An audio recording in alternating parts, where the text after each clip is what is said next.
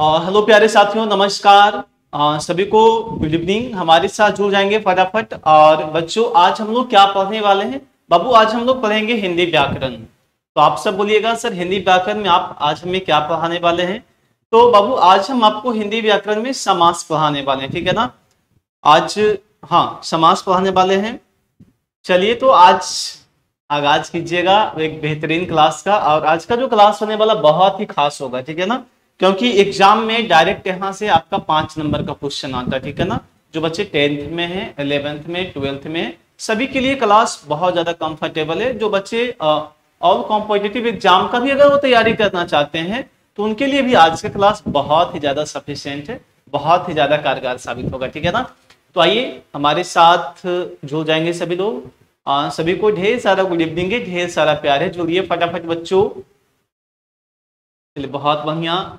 सभी को जय श्री कृष्णा, राधे राधे, नमस्कार। बहुत बढ़िया बच्चों, बहुत बढ़िया।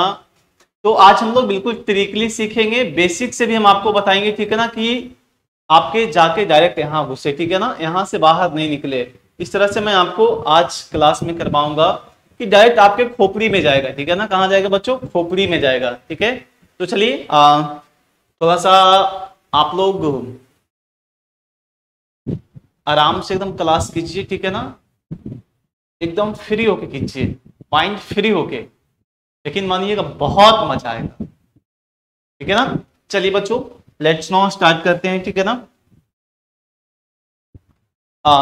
आज हम आपको बच्चों लिख लिख के बताएंगे, ठीक है ना? वो ज्यादा समझ में आपको आएगा। आप लोग कॉपी कलम, हाँ, कॉपी कलम आप लोग निकालिएगा बच्चों और नोट कीजिएगा, ठीक है ना? सबसे पहले हेडिंग बनाइए समास। हम लोग समास पढ़ रहे हैं, ठीक है ना बच्चों? क्या हेडिंग बनाएंगे हम लोग? समास का हेडिंग बनाएंगे, ठीक है ना? चलिए हेडिंग बना लीजिए। अब हम लोग देखिए इसका परिभाषा पहले जानेंगे, ठीक है ना? समास का परिभाषा क्या होता है? हाँ, समास का परिभाषा जानेंगे बच्चों। सबसे पहले है कि हाँ, दो या दो से अधिक पदों के मेल से बने पद को क्या कहते हैं बच्चों? समास कहते हैं, ठीक है ना बाबू? क्या कहते हैं? समास कहते हैं। चलिए सब लोग यहां तक नोट कीजिए बच्चों, ठीक है ना? बाबू दिख रहा सभी को? राइटिंग अच्छे से दिख रहा? एक बार बताएंगे, सब लोग जवाब देंगे जी।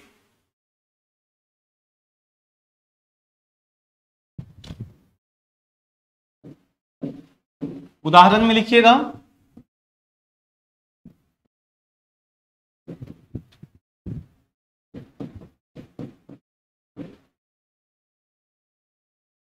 बच्चों उदाहरण में लिखिएगा गंगा जल, ठीक है ना? जैसे हमारा हो जाएगा बाबू गंगा का जल, ठीक है?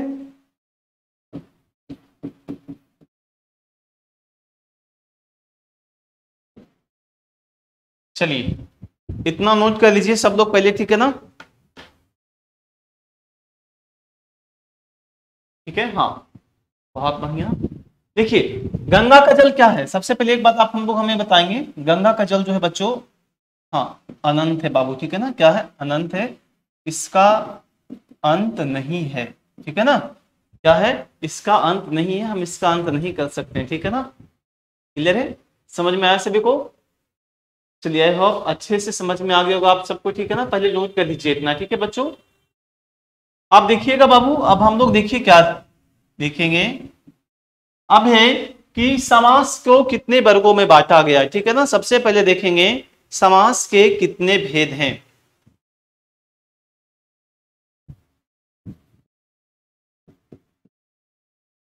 समास के कितने भेद हैं बच्चों?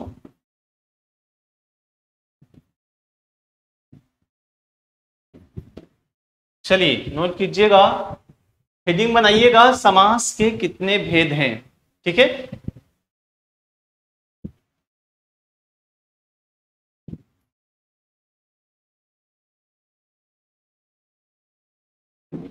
लिखिएगा समास के बच्चों कितने भेद हैं? तो बाबू 4 भेद हैं, ठीक है ना? कितने हैं? तो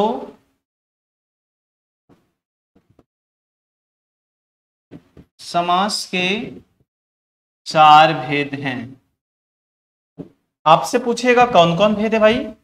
तो पहला है तत्पुरुष समास,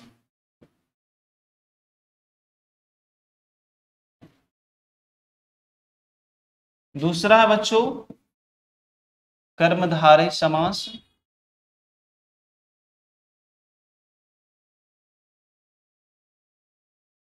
चलिए नोट करते जाइए आप सब, ठीक है ना।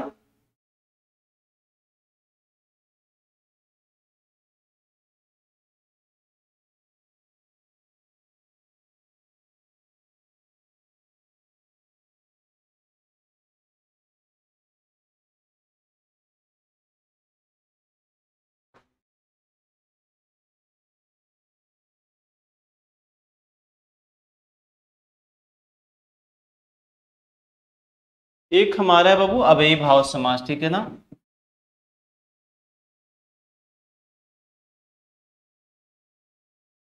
अव्ययी भाव समास, बहुव्रीहि समास,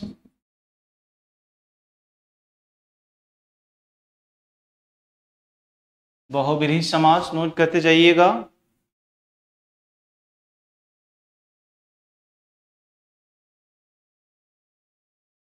पहले यहाँ 6 करें, 4 हम एक और बताएंगे, ठीक है ना। पहले से 6 लिखिएगा, ठीक है। हाँ, तत्पुरुष समास, कर्मधारय समास, विभाव समास, बहुव्रीहि समास, द्वंद्व समास,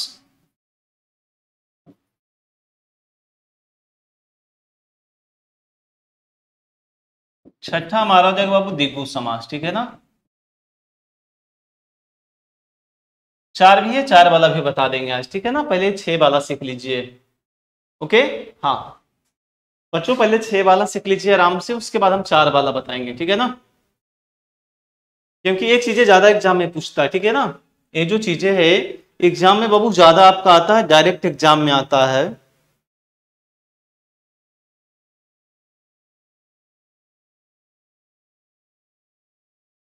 चलिए अब आगे बढ़ते हैं। यहां तक आप सबने नोट कर लिया होगा, ठीक है ना। आई होप अच्छे से नोट कर लिया होगा आप लोग ने।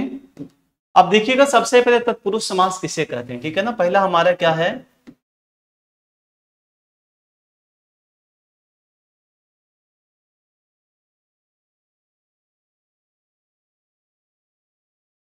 पहला हमारा बच्चों तत्पुरुष समास, ठीक है ना। कि तत्पुरुष समास हम किसे कहेंगे, किसे नहीं कहेंगे, ठीक है ना। तो ध्यान से देखिएगा, हेडिंग बना लीजिए आप लोग, ठीक है ना।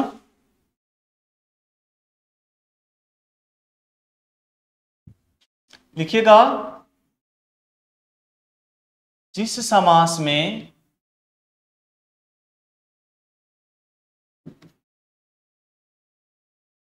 अंतिम पद प्रधान होता है उसे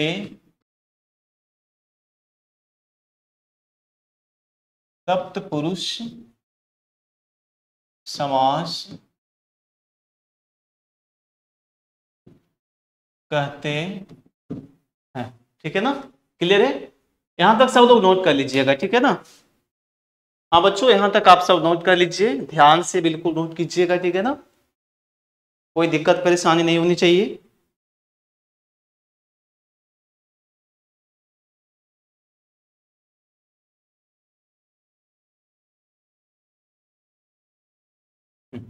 अब देखिएगा, उदाहरण में लिखिएगा बच्चों, ठीक है ना आप सब।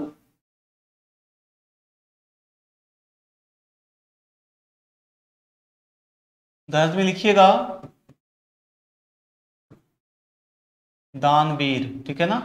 हाँ, उदाहरण में लिखिएगा दानवीर, दान करने वाला वीर लिख लीजिएगा बच्चों, ठीक है ना। हाँ देखिएगा, दानवीर कौन है, जो दान में वीर है, ठीक है ना, वही दानवीर होगा ना। जो दान में वीर है वही आपका दानवीर कहलाएगा। तो लिख लीजिए यहाँ पे, दान में जो वीर है वही क्या कहलाएगा बच्चों, आपका दानवीर कहलाएगा, ठीक है ना। ध्यान देगा इस चीज का। चलिए बहुत बढ़िया, ठीक है ना। हाँ बहुत बढ़िया। कुछ हम क्वेश्चन आंसर भी करवाएंगे बच्चों, ठीक है ना। हाँ कुछ क्वेश्चन आंसर भी करवाएंगे, ताकि आज का जो क्लास है बहुत ज्यादा आपके लिए हेल्पफुल हो, ठीक है ना। मजा आ रहा है सभी को? चलिए बहुत बढ़िया, अच्छे से मजा आ रहा होगा नहीं? बिल्कुल हंसते हंसते हम लोग सीखेंगे आज, ठीक है ना। और जो बच्चे छोटे छोटे हैं, ठीक है ना, जो बच्चे 5 में 6 में 7th में 8th में जो भी है, सभी के लिए क्लास है, ठीक है ना। सभी के लिए आज का क्लास बहुत ही ज्यादा बेस्ट है। चलिए यहां तक आपने नोट कर लिया होगा बच्चों। एक और उदाहरण यहां पे दे दीजिए अगर आपका मन है तो। ऋण मुक्त दे दीजिए, बहुत बढ़िया रहेगा। ऋण से मुक्त दे दीजिए।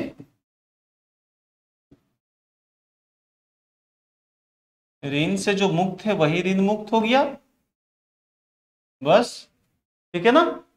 बस दे दीजिए, हो जाएगा, बिल्कुल हो जाएगा, क्यों नहीं होगा, होना तो पड़ेगा इसे, चाहे जैसे हो, ठीक है ना। चलिए बहुत बढ़िया बच्चों, आप सब नोट करते जाए, ठीक है ना। या तो आप स्क्रीनशॉट ले लो इसे।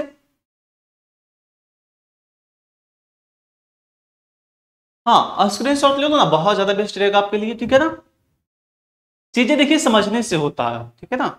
चीजें जो है समझने से ज्यादा आप उससे अग्रेसिव करेंगे, ठीक है ना, ज्यादा ज्यादा आप उस पर बिलीव करेंगे, ज्यादा उस पर आप अग्रसर होंगे। चीजें समझने से होता है, ठीक है ना। आप नोट भी कीजिए और उसे समझिए भी, हाँ कि सर ने कैसे बताया हमें, क्या, कि सर ने हमें कैसे बताया। सबसे पहले देखिएगा क्या हमने बताया आपको, कि जिस समास में अंतिम पद प्रधान होता है, ठीक है ना। देखिए अंतिम पद क्या हुआ भाई, दान तो कौन किया, दान तो किया वीर किया, ठीक है ना। कौन किया, वीर किया। तो वीर ने दान किया, तो अंतिम पद कौन हो गया आपका, वीर हो गया, ठीक है ना। अंतिम पद कौन हो गया बच्चों, वीर जो है आपका अंतिम पद हो गया माय डियर स्टूडेंट्स। अब जो आपका यहाँ पे है ऋण मुक्त, भाई मुक्त कौन किया, ऋण को मुक्त कौन किया, मुक्त किया, ठीक है ना। तो ही हो गया, मुक्ति हमें कौन दिलाया ऋण से, तो भाई यही दिलाया ना, मुक्त ही दिलाया ना। आप ही तो ऋण था, बट आपने दिया, आप क्या हो गया, मुक्त हो गया, ठीक है ना।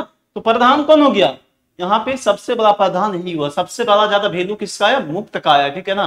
तो देखिएगा, भार जिसका ज्यादा होता है वही इंसान जो है थोड़ा सा नहीं कहता, वैल्यू सबसे ज्यादा, जिससे जिसका ज्यादा वैल्यू होता है उसका ज्यादा मांग होता है, ठीक है ना।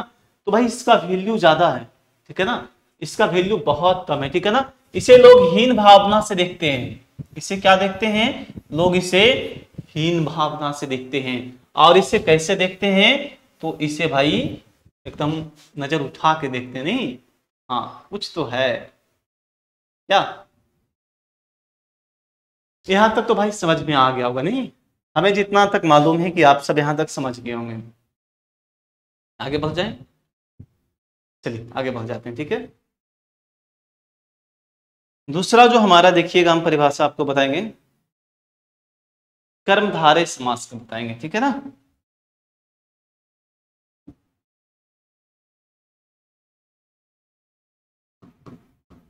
कर्मधारय समास, चलिए नोट कीजिएगा बच्चों, कर्मधारय समास।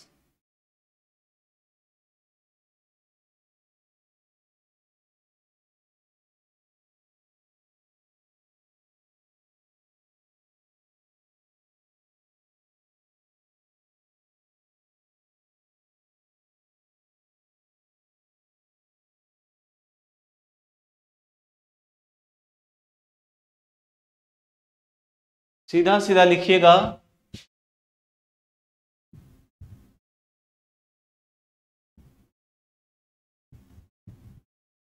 थोड़ा सा, हाँ बाबू इसका हम जो परिभाषा ना थोड़ा सा हम लॉन्गली बताएंगे, ठीक है ना, ताकि आपको ज्यादातर समझ में आ जाए, ठीक है ना।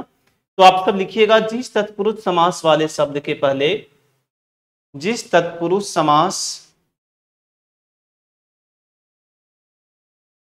जिस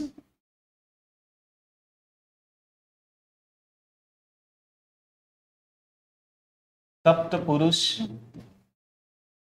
वाले समास में पहला पद, हाँ बच्चों पहला पद लिखिएगा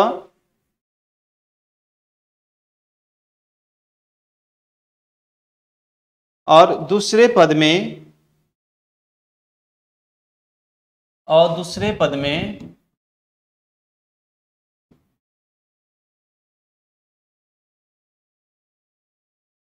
उपमान और उपमेय का संबंध हो,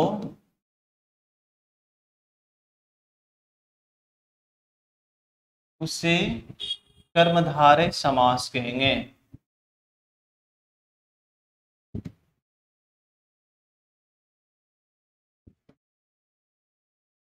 क्लियर है बच्चों? हाँ बाबू क्लियर होगा, ठीक है ना। नोट कर लीजिए आप सब, ठीक है ना।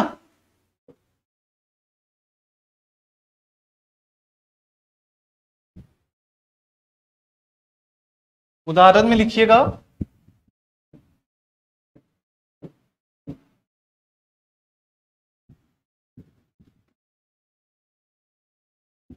महात्मा,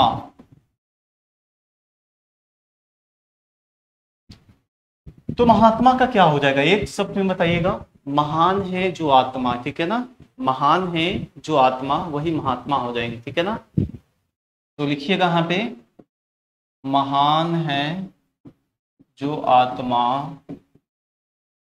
वही हमारा क्या कहलाएंगे, महात्मा कहलाएंगे, ठीक है ना।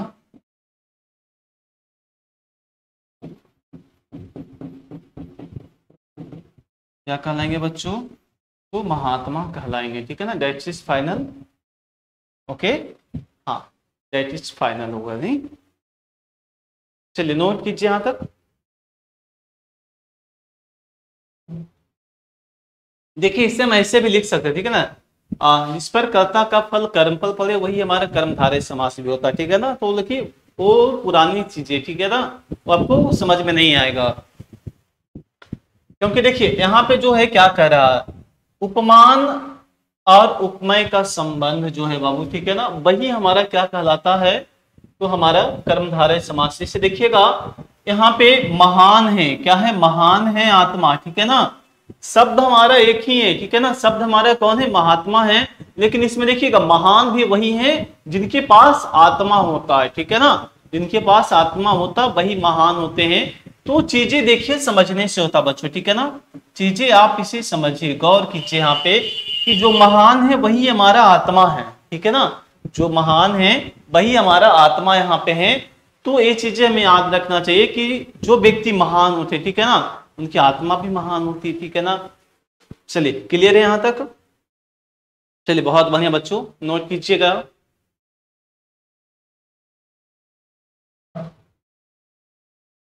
चलिए नोट कीजिए, सब लोग नोट कीजिए, ठीक है। आगे बढ़ते हैं, ठीक है ना। चलिए आगे बढ़ते हैं। अब जो हमारा तीसरा हमने क्या बताया था, तीसरा जो हमारा हो जाएगा बच्चों द्वंद्व समास, ठीक है ना।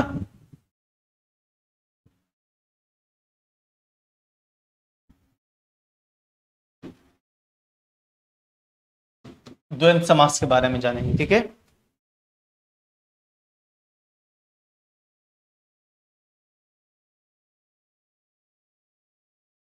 लिखिएगा, हाँ लिख लीजिए जी।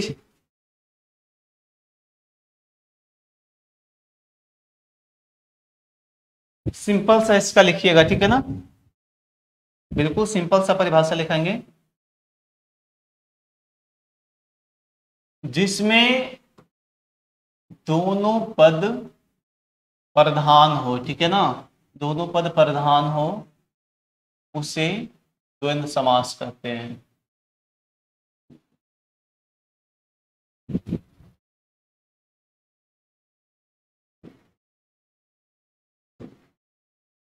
उदाहरण में लिखिएगा,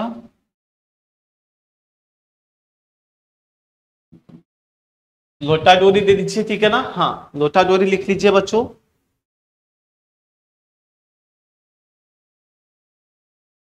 लिखिए,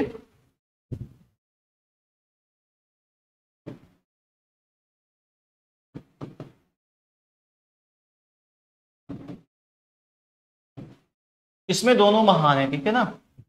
इसमें जो है दोनों महान है। डोरी भी देखिए महान है, लोटा भी महान है। ये अपने जगह है, ठीक है ना। ये बच्चों क्या है, ये अपनी जगह पे महान है, और ये भी जो है अपनी जगह पे महान है।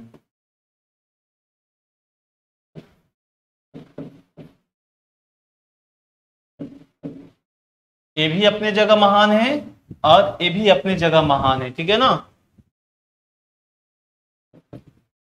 जैसे हो गया लोटा डोरी हमारा हो गया, ठीक है ना। अब देखिएगा आपको कोई उदाहरण दे देगा, दाल रोटी। बताइए, ये भी अपने जगह महान है, ठीक है ना। अपनी जगह बाबू क्या है, महान है। ये भी अपने जगह महान है, ठीक है ना। देखिए चीजें कैसे महान होता है, ठीक है। अब देखिए समझिएगा, ठीक है ना। देखिए सबसे पहले हमारा है कि दाल के बिना देखिएगा रोटी को भी नहीं बनेगा, ठीक है ना। दाल के बिना रोटी क्यों नहीं बनेगा, और रोटी के बिना जो है दाल को भी नहीं बनेगा, ठीक है ना। अगर दो ही चीज अगर आपके पास रखा है घर में, ठीक है ना, दो ही चीज पका है, तो भाई इसके सिवा तो बनेगा नहीं ना।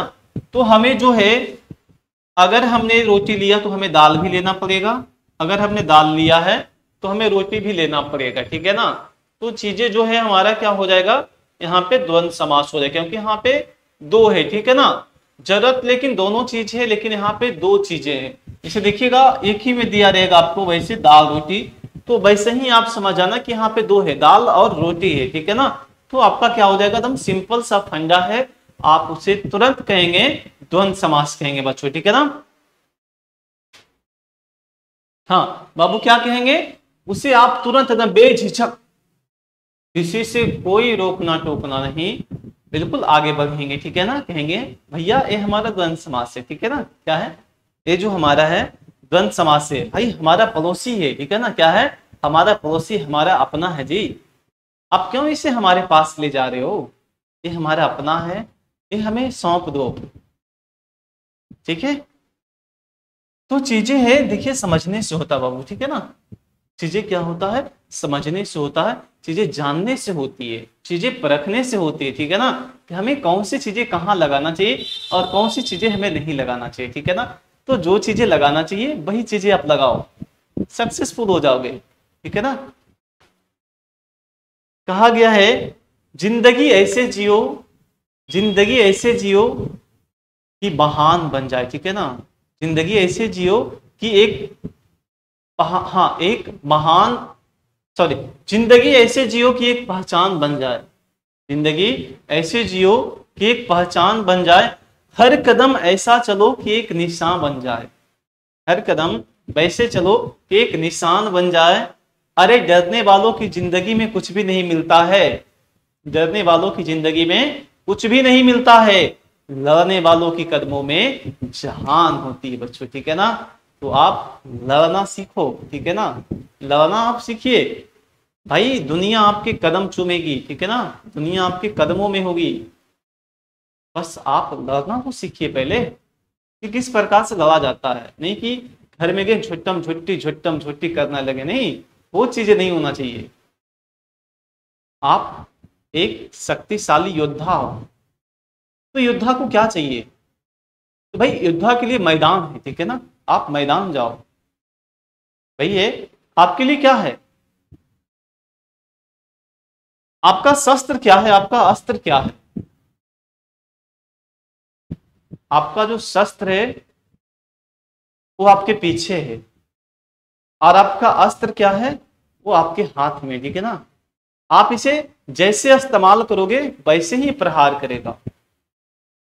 तो बच्चों जिंदगी में ऐसा प्रहार करो जिससे तुम्हें कुछ सीख मिले, जिससे आप आगे बढ़ पाओ, जिससे आप एक अच्छे इंसान बन पाओ, ठीक है ना। चलिए बहुत बढ़िया, सब लोग नोट कर लीजिए, ठीक है ना।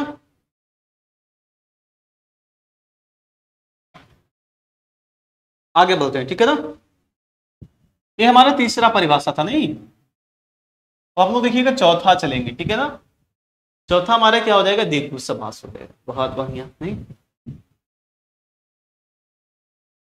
लो भाई दिग्गू आ जाओ।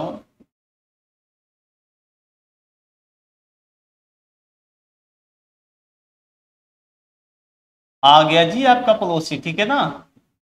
दिग्गू आ गया है, आपके पड़ोसी हैं, ठीक है ना। थोड़ा सा ध्यान दीजिएगा इस पे, ठीक है।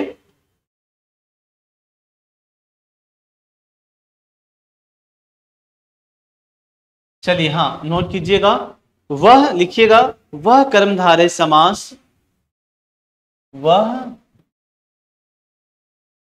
कर्मधारय समास जिसका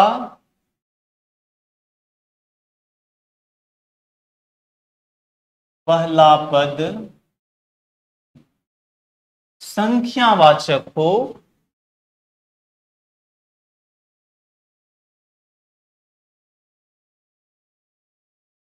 उसे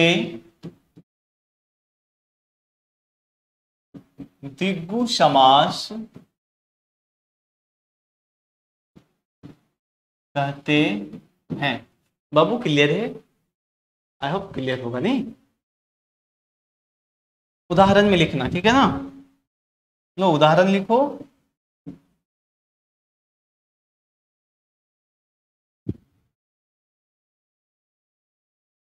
लिखिए उदाहरण लिखिए सब लोग, ठीक है ना।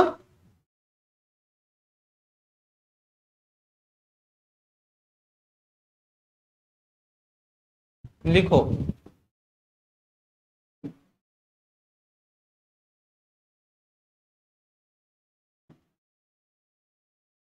त्रिफला, क्या लिखिएगा? त्रिफला।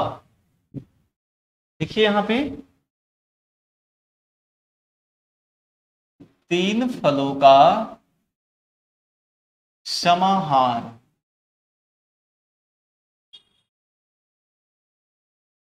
ठीक है, तीन फलों का समाहार यहां पे हो जाएगा बच्चों, ठीक है ना। एक और दीजिए, ठीक है ना।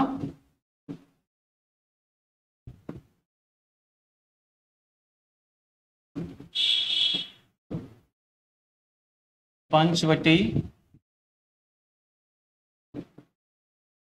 पंचवटों का समाहार बहुत ही ज्यादा कारगर साबित होगा, ठीक है ना। वही हमारा क्या कहलाएगा, देखिए ये जो हमारा देखिएगा, इससे क्या लिखिएगा, इससे दिग्गु समास से हमारा हो जाएगा, ठीक है ना। क्या हो जाएगा? दिग्गु समास हो जाएगा। चीजें समझिएगा इसे, ठीक है ना। ये भी जो हमारा क्या हो जाएगा, दिग्गु समास ही हो जाएगा।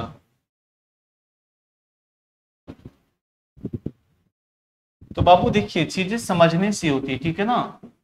आप किस प्रकार से इसे ऑब्जर्व कर रहे हो, आप किस प्रकार से इसे समझ रहे हो, वो आपके लिए बहुत ज्यादा मायने रखता है, ठीक है ना। क्या रखता है आपके लिए? देखिए वो ये जो है, कैसे आप समझ रहे हो, कैसे आप जान रहे हैं, ठीक है ना। वो चीजें आपके लिए बहुत ज्यादा मायने रखता है, ठीक है ना। चलिए नोट कर लीजिए आप सब।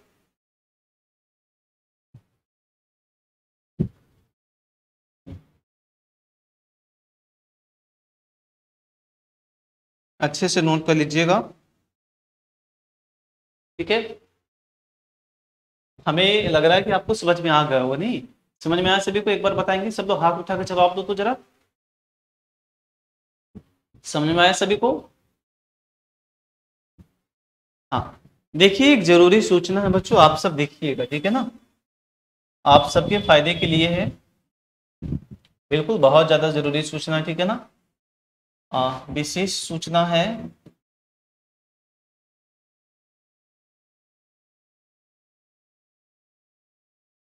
बच्चों विशेष सूचना आपके लिए हम यही चीज हम लेकर आए हैं कि देखिए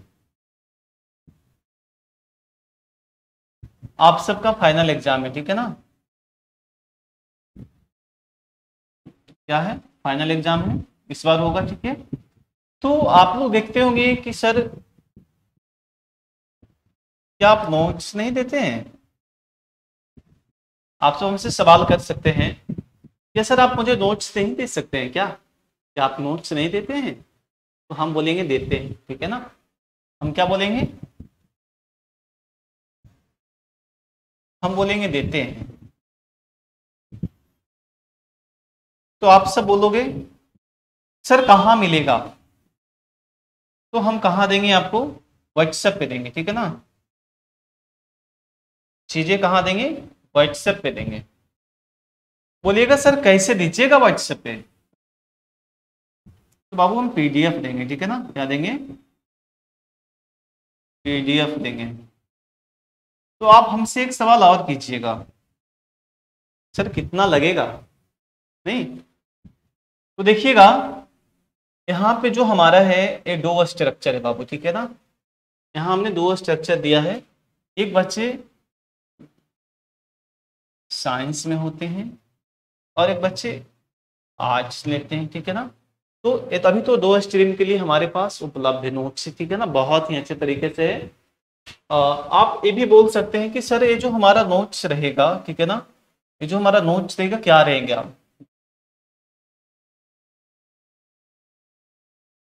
हैंड रिटेन नोट्स रहेगा बाबू, ठीक है ना। क्या रहेगा, हैंड रिटेन नोट्स रहेगा, हाथों से लिखा हुआ नोट्स रहेगा, ठीक है। तो देखिएगा साइंस और आर्ट्स वाले बच्चों के लिए हम बताना चाहते हैं, जो बच्चे साइंस में हैं उनको अभी हम दे रहे हैं 499 में, ठीक है ना। कितना में दे रहे हैं, 499 में ऑल सब्जेक्ट, ठीक है। कितना में दे रहे हैं, 499 रुपया में हम ऑल सब्जेक्ट आपको दे रहे हैं।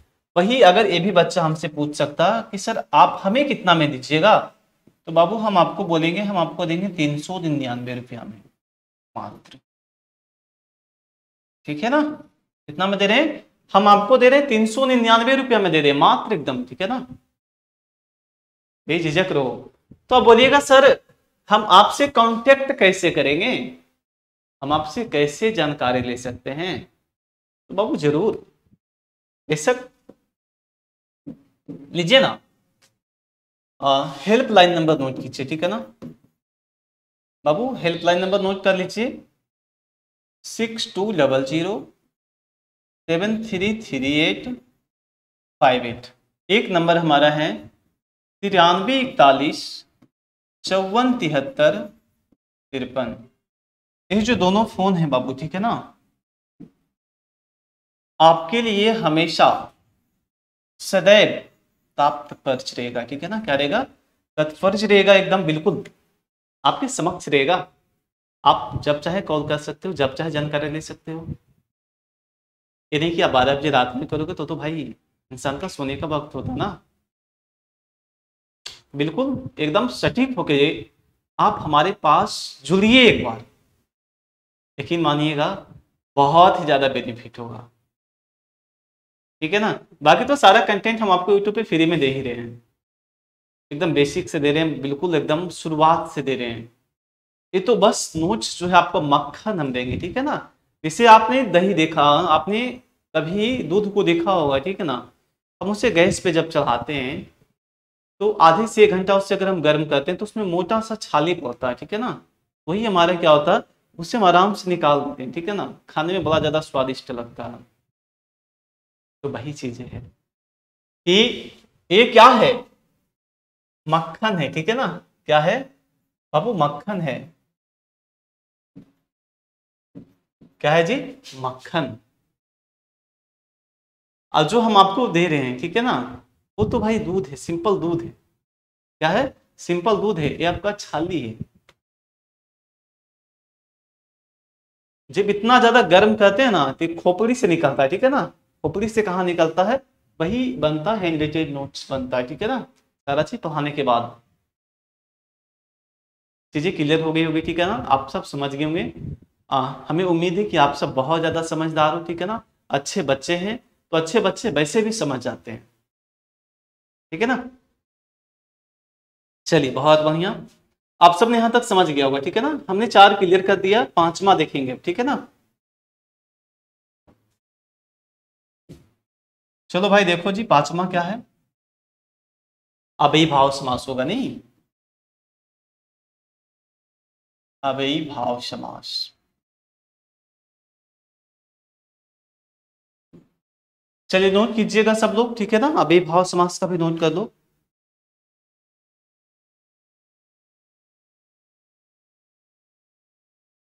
लिखिएगा जिस समास में पहला पद प्रधान हो और वह अव्यय हो, उसे अव्ययी भाव समास कहते हैं। ठीक है ना।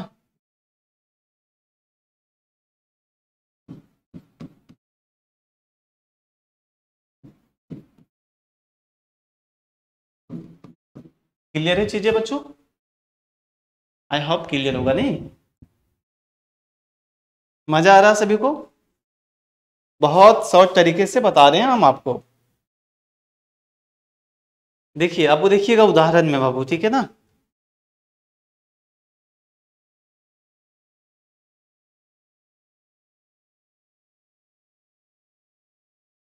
उदाहरण में देखिएगा,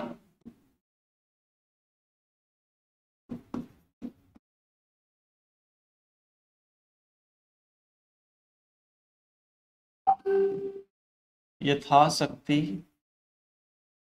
ठीक है ना। जिसके पास बहुत ज्यादा शक्ति हो, ठीक है ना, वही यथाशक्ति होता है। ठीक है। अब एक हमारा हो जाएगा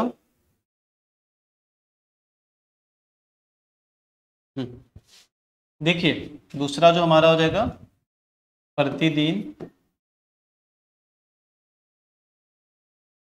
ये सब जो चीजें क्या हो जाएगा, अव्ययी भाव समास होगा। ठीक है ना। क्या हो जाएगा? अव्ययी भाव समास हो जाएगा। क्लियर है? अब हम देखेंगे बहुब्रीहि समास।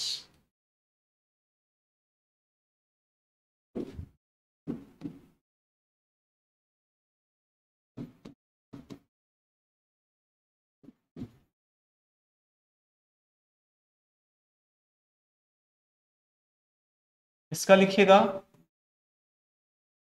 जिस समास में कोई भी पद प्रधान नहीं होता है, उसे बहुब्रीहि समास कहते हैं। उदाहरण में दीजिएगा,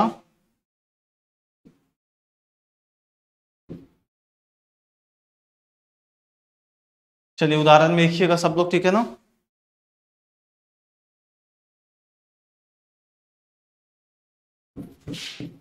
गजानन, गज है जिसका आनंद। ठीक है ना। गजानन हो जाएगा लंबोदर। लंबा है उदर जिसका, वही हमारा लंबोदर हो जाएगा बच्चों। ठीक है ना। ये सब सारा क्या हो जाएगा, बहुब्रीहि समास हो जाएगा। ठीक है ना।